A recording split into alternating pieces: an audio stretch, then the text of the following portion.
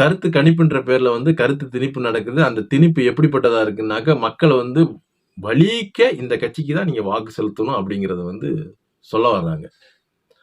ஆனா இங்க ஒரு வாழ்க்கை முறை இருக்கு. அது ஒரு தற்சார்பு முறை. நம்ம நிலம், நிலம் சார்ந்த வளம், வளம் சார்ந்த வேலை வாய்ப்பு, அது சார்ந்த பொருளாதார உயர்வு.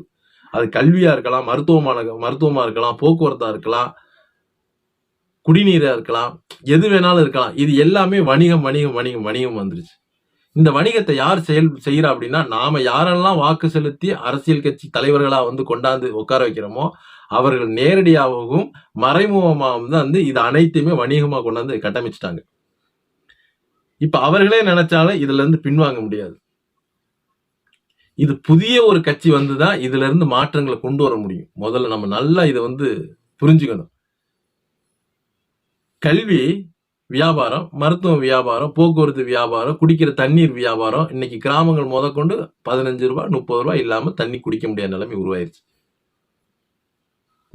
நம்ம வாழ்க்கை தற்சார்பு வாழ்க்கை. அந்த தற்சார்பு வாழ்க்கையிலிருந்து வெகு தூரத்துக்கு இந்த கட்சிகள் நம்மளை கொண்டு போயிருச்சு. அதனாலதான் ஆடு மாடு மேய்ப்பதா, விவசாயம் செய்வதா, இதெல்லாம் இழிவு கேவலம் அப்படின்ற மனப்பான்மையை நமக்குள்ள கொண்டு வந்துட்டாங்க. நீங்க ஒவ்வொருத்தவங்களும் சிந்திங்க. ஆடு மாடு மேய்க்கிறது கேவலம், விவசாயம் பார்க்கறது கேவலம் அப்படின்னாக்க, அதானி அம்பானி மிகப்பெரிய பன்னாட்டு நிறுவனங்கள் இல்ல உங்க ஊர்ல இருக்கிற பெரும் முதலாளிகள், ஒரு ஜவுளி கடை முதலாளியா இருக்கலாம், வேற தொழில் பண்ணக்கூடிய முதலாளிகளா இருக்கலாம், ஏன் இவர்கள்லாம் வந்து சூப்பர் மார்க்கெட்ன்ற ஒரு பெயர்ல வச்சு மளிகை பொருட்களை விற்பனை செய்யறாங்க அப்படிங்கறத வந்து நீ ஒவ்வொருத்தவங்களும் சிந்திச்சு பாருங்க. காரோ வீடோ பைக்கோ எதுவா இருந்தாலும் வாழ்நாள்ல ஒரு முறை நம்ம இருந்தா போதும். ஆனா ஒவ்வொரு நாளும் 4 மணி நேரத்துக்கு ஒரு முறை நமக்கு பசி எடுக்கும், தாகம் எடுக்கும். இதுக்கு நம்ம இந்த பொருட்கள் எங்க இருந்து வரும் அப்படிங்கறத சிந்திக்கணும். நம்ம 2000-3000 வருடங்களுக்கு முன்னாடியே உணவுப் பொருட்களை கடல் கடந்து கப்பல் கட்டி வணிகம் செஞ்ச ஒரு இன கூட்டம் நம்ம. ஆனா இன்னைக்கு மாடு மேய்க்கிறதா, விவசாயம் செய்யறதா, இழிவு இல்லையா, கேவலம் இல்லையா அப்படின்ற நிலைமைக்கு மக்களுடைய மனநிலை கொண்டாந்து நிறுத்திட்டாங்க. ஏன் அப்படின்னா அதுதான் மிகப்பெரிய வணிகம்.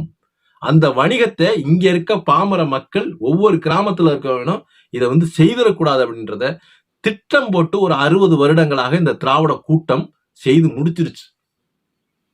இத அவர்கள் நம்மளை வந்து அடிமைப்படுத்தி வச்சிருக்கோம் அப்படின்னு நமக்கு தெரியாமையே நம்ம அடிமையா இருந்துகிட்டு இருக்கோம். அவங்க சொல்றதெல்லாம் தலையாட்டிக்கிட்டே இருக்கும். இதுதான் அவர்கள் இந்த 60 ஆண்டு கால செய்த சாதனை. மிக கவனத்துல இருக்கு.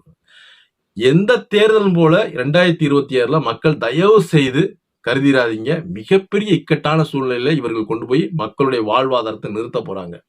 அடுத்த பதிவுல பார்ப்போம்.